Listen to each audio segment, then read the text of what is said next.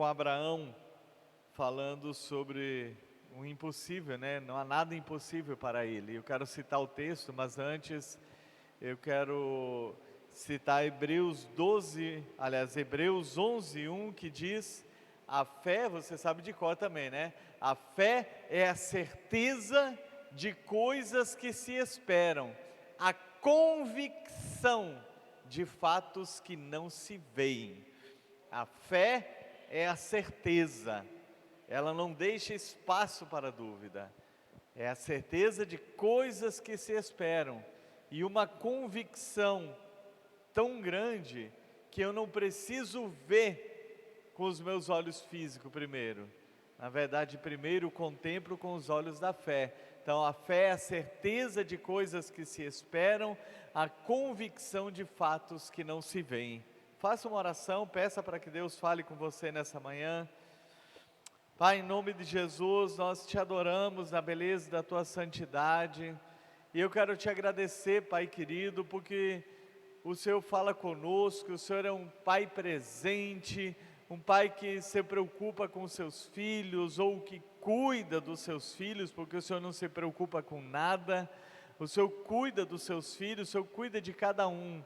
E eu me coloco nessa manhã, mais uma vez, ó Deus, pedindo para que eu seja um instrumento Teu nessa meditação, para que assim como o Senhor fala comigo, fale com os outros também, aqueles que estiverem ouvindo, ó Pai, que seja uma palavra rema, ó Deus amado, ao Seu Espírito, e uma palavra que venha mudar a realidade, em nome de Jesus, amém e amém. Glória a Deus. Eu já preguei aqui anteriormente, e na verdade eu até procurei se eu estava ainda com essa mensagem salva, mas eu não tinha mais ela, só que ela está muito viva dentro da minha mente, e eu quero compartilhar alguns textos da palavra de Deus para mostrar que Deus, Ele é poderoso para mudar qualquer situação. Hoje eu quero falar de 4 situações que todos nós vivemos, e nós vamos ver como Deus transforma. Então, nós nunca devemos olhar somente para o físico, não devemos olhar para, por exemplo, o noticiário, está trazendo notícia ruim.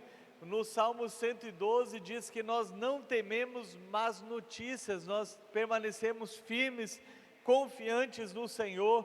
Eu gosto muito de um texto em que Deus abre a visão espiritual do servo de Eliseu. Então, o monte onde Eliseu vivia ali, aquele morro, ele foi cercado por soldados inimigos que queriam prender Eliseu. E o servo dele fica apavorado, diz: meu senhor, e agora? Estamos mais ou menos enrolados, porque estamos perdidos, porque olha a quantidade de soldados. E Eliseu olha para ele e diz: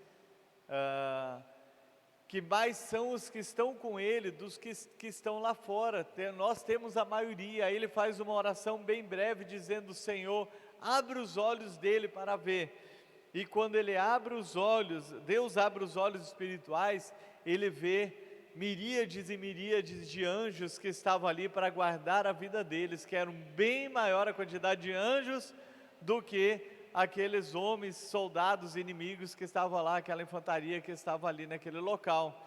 Então nós também temos que olhar sempre no mundo, pelo mundo espiritual.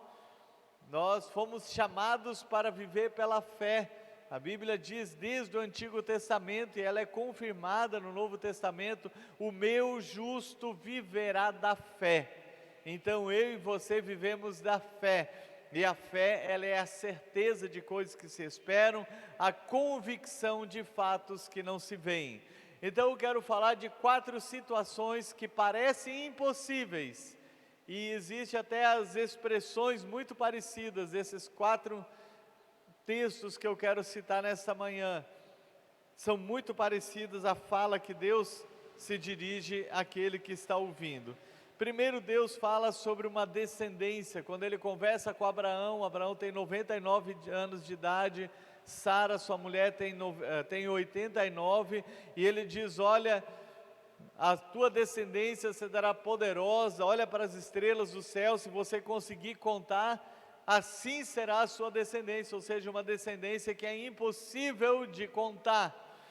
e Abraão questiona Deus, e Deus responde com essas palavras para ele, está escrito em Gênesis 18:14: por acaso existe algo impossível para o Senhor, ou demasiadamente difícil ao Senhor?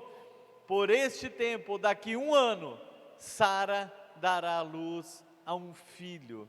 A grande preocupação de Abraão, mesmo diante da promessa que Deus já tinha feito 24 anos antes para ele, que ele teria uma descendência poderosa, só que ele ainda não tinha tido o filho da promessa. Agora Deus questiona ele e diz assim: existe algo demasiadamente difícil ao Senhor? Existe algo que é impossível ao Senhor? Porque o questionamento dele foi esse: minha mulher está com 89 anos de idade, isso é impossível, ela gerar um filho. Mas Deus disse: para mim nada é impossível. E eu pergunto para você, sobre a sua família: existe alguma coisa que é demasiadamente difícil ao Senhor? Talvez você esteja preocupado com filhos, com netos, com seja quem for. Deus está dizendo que para Ele não há nada impossível, e Ele quer que nós tenhamos uma geração e pós-geração na obediência à palavra dEle. Então tranquilize no Senhor. O segundo momento em que Deus utiliza as mesmas palavras, ou quase as mesmas palavras, ele conversa com Moisés, e ele está falando sobre provisão. O povo estava no deserto, o povo estava murmurando. Isso se deu quase 500 anos depois de Deus ter conversado com Abraão. Passou 430 que eles saíram do Egito, mais alguns anos. Então 450 anos depois de Deus falar com Abraão, Deus conversa com Moisés, que o povo está questionando. Eles recebiam o maná todo dia, de manhã à tarde, poderiam recolher, e ele diz: nós estamos fartos disso, nós queremos carne. E Deus fala para Moisés: olha, eles vão se fartar de carne, não é um dia, não são 2 dias, mas um mês inteiro vai ter tanta carne que vai sair pelo nariz dele, de tanta carne que haverá. E Moisés diz assim para Deus: Senhor, mas se matássemos todos os nossos rebanhos, não ia dar para isso. E aí ele faz até uma absurda, né? Se pegássemos todos os peixes do mar, não daria aí para alimentar. E Deus fala para Moisés dizendo assim: o Senhor respondeu a Moisés: estará limitado o poder do Senhor? Agora você verá se a minha palavra se cumprirá ou não.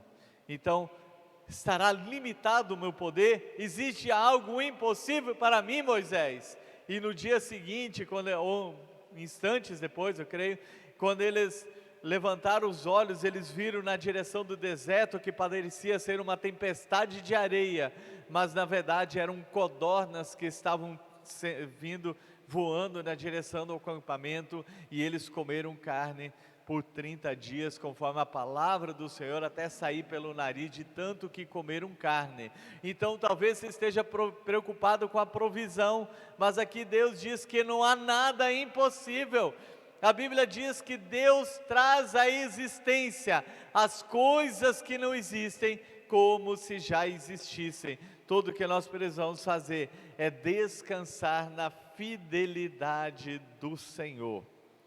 Um terceiro contexto, muitos anos, talvez 1000 anos depois de Deus ter falado com Moisés, agora ele conversa com Jeremias. O povo de Deus havia desobedecido ao Senhor, estava sendo levado cativo para uma terra distante, para a Babilônia, e Deus diz assim: Jeremias, e antes de falar o que Deus conversou com ele, num lugar que está sendo esvaziado, tomado, saqueado por guerra, ou qualquer coisa que pode destruir aquilo lá, todas as terras, as propriedades se desvalorizam. E aí Deus conversa com Jeremias dizendo: olha, Jeremias, seu tio vai vir vender um pedaço de terra, você deve comprar dele, porque eu estou dizendo que essa terra aqui será habitada novamente. Mas ele disse: Senhor, estão todos indo embora para o cativeiro. Como isso pode acontecer? E Deus responde usando essas palavras para Jeremias: eis que eu sou o Senhor, o Deus de toda a humanidade. Será que existe algo demasiadamente difícil para o Senhor? Está lá em Jeremias 32, 27. Mais uma vez, Deus usa as mesmas expressões. Por quê? Porque Deus estava falando: olha, eu estou punindo o meu povo, eu estou realmente castigando eles, porque eles se rebelaram contra mim, eles vão embora para o cativeiro, mas eu vou restaurar o meu povo. E assim Deus quer restaurar famílias, Deus quer restaurar relacionamentos, Deus quer restaurar, porque Ele é todo poderoso e Ele é especialista em restaurar. A Bíblia diz que o ladrão vem para roubar, matar e destruir, só que Jesus Cristo veio para desfazer as obras do diabo.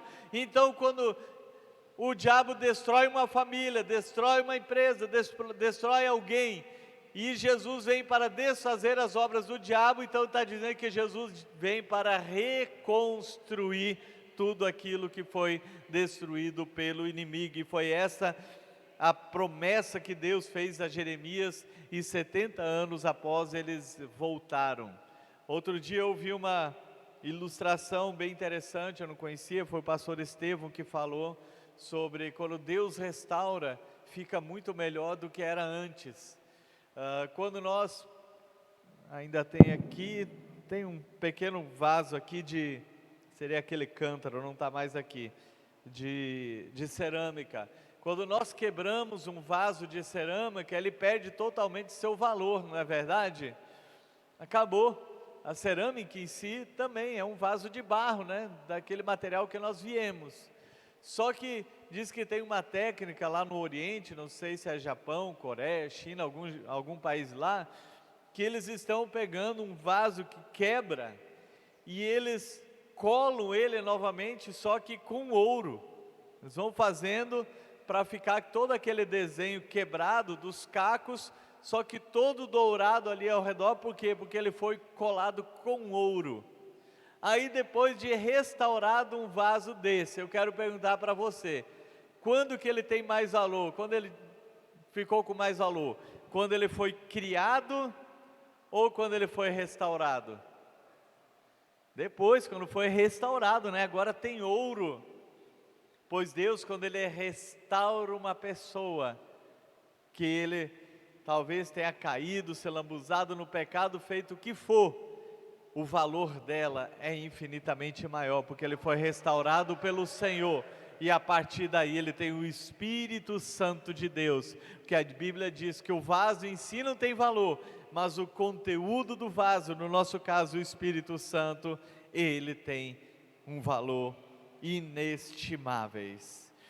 E a quarta vez que é usada a mesma expressão, ela é no Novo Testamento, e é uma promessa sobre salvação. A primeira foi sobre descendência familiar, a segunda foi sobre provisão, a terceira foi sobre restauração, e agora Jesus usa as mesmas expressões para falar sobre a salvação.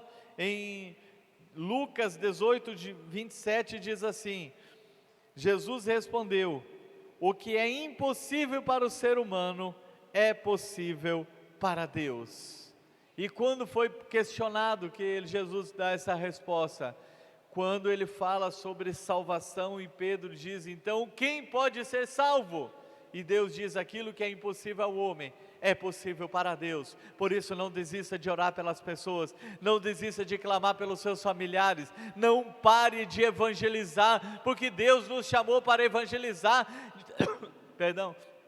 Diz que as pessoas se converterão pela loucura da pregação do Evangelho. Então eu e você temos que pregar esta palavra, porque enquanto eu e você pregamos, Deus está operando aquilo que é impossível para mim e é impossível para você. Precisamos pregar a palavra de Deus. Outro dia eu estava orando pelo nosso evangelismo e pedindo: que palavra, Senhor, que palavra, que palavra. E eu falo e eu sempre levo uma palavra, e o Espírito Santo trouxe na minha mente esse texto: sobre a salvação pela loucura da pregação do Evangelho.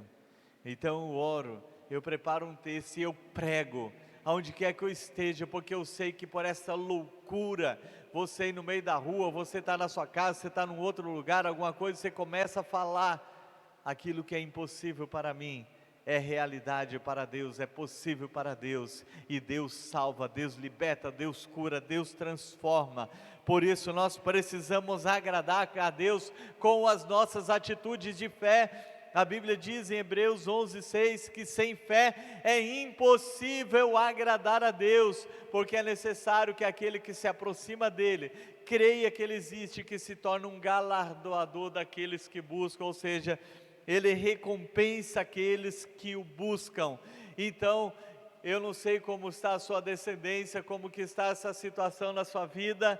Eu quero dizer que Deus falou para Abraão, e é válido para mim e para você, que para ele não há impossíveis. Eu não sei como é que está a sua questão, a sua situação acerca de provisão, mas Deus falou para Moisés e fala para mim e para você, que para ele não há impossíveis. Eu não sei se tudo está aparecendo destruído na sua vida ou ao seu redor, mas Deus prometeu para Jeremias, e essa palavra é para nós também, que para ele não há impossíveis, e ele vai restaurar, ele pode restaurar e ele quer restaurar.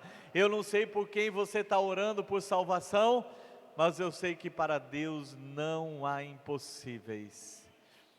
O reverendo Hernandes Dias Lopes, ele tem um sermão que o título é A Conversão do Pior Ser Humano da Face da Terra. E ele fala da conversão do rei Amazias, que foi o pior, o mais ímpio rei de todo o Judá, do reino do sul, que Deus diz, por causa da impiedade de Amazias, o povo vai cativeiro, o povo sofre por causa da impiedade de Amazias, mas no final da sua vida, Amazias se converteu ao Senhor. Então, se ele me converteu, ele converte qualquer um também. Vamos crer na fidelidade do Senhor. Vamos orar? Que tal fazer uma oração de gratidão? Que se existe algo que agrada a Deus, é a certeza, porque a fé é certeza. Então, quando eu tenho certeza, eu já agradeço. A Bíblia diz, não andem ansiosos em coisa alguma, mas agradeçam ao Senhor, né? Coloquem diante dele, através da oração súplica, e ações de graça. O que é ações de graça? Eu já creio, Senhor. Eu quero dar um breve testemunho aqui, porque ele é bem longo, mas eu vou diminuir, vou reduzir ele aqui, né, porque ele é longo. Mas em 1997, porque nós vamos orar por missões, é por isso que eu vou falar agora desse, e também nós falamos sobre fé. 1997, finalzinho de novembro, nós estávamos em João Pessoa, e Deus me disse que nós iríamos para um projeto missionário em Maués, no Amazonas, trabalhar com povos ribeirinhos. E Deus foi confirmando dia após dia, confirmou com sinais, confirmou com a palavra e tudo. E eu estava orando por provisão, e o Senhor disse, você não pede mais nada. Eu lembro até hoje que na época, olha só, 1997, era R$ 450 as passagens de ida e volta por pessoa. E lá em casa nós éramos 3, Vanessa, Bispo e eu. Falei, Senhor, nós vamos com a Vanessa. Amém, era ônibus e navio, né? Ônibus até Belém e depois navio até Manaus. E dava 450, eu creio que o salário deveria ser menos de R$ 100. Então seriam 5 salários mínimos hoje, o preço da passagem. Eu falei, Senhor, eu não tenho dinheiro. E das 16 pessoas da equipe do projeto missionário, só 4 tinham dinheiro de ida e volta. O resto não tinha nem para ir, muito menos para voltar. E com uma semana orando, Deus disse, Santo, você não vai pedir mais nada, você só agradece, porque eu estou nesse projeto, eu que estou convocando cada um de vocês. E eu comecei só a agradecer, Senhor, eu te agradeço pela provisão, te agradeço. Nós tínhamos data certa para ir, data certa para voltar. A data da saída de João Pessoa era 31 de dezembro de 97. Dia 25 de dezembro nós tínhamos o dinheiro para comprar as passagens de navio apenas, Belém, Manaus, e a missionária Fernandes, ela veio lá conversar comigo e disse: irmão Sandro, só tenho dinheiro de navio e tem que comprar logo a passagem, o que a gente faz? Eu falei: compra. Aí depositou o dinheiro, comprar. No dia 30 de dezembro, entrou o restante do dinheiro para comprar as passagens de ônibus para Belém. Detalhe, só de ida. Não tinha o dinheiro de volta, foi só de ida. E todos os dias nós orávamos pelo projeto, e foi uma bênção o projeto, ganhamos muitas almas para o Senhor, consolidamos muitas vidas, adentramos povoados assim, povos ribeirinhos assim, coisa tremenda que Deus fez. E eu não lembro o dia da volta, mas era final de janeiro isso.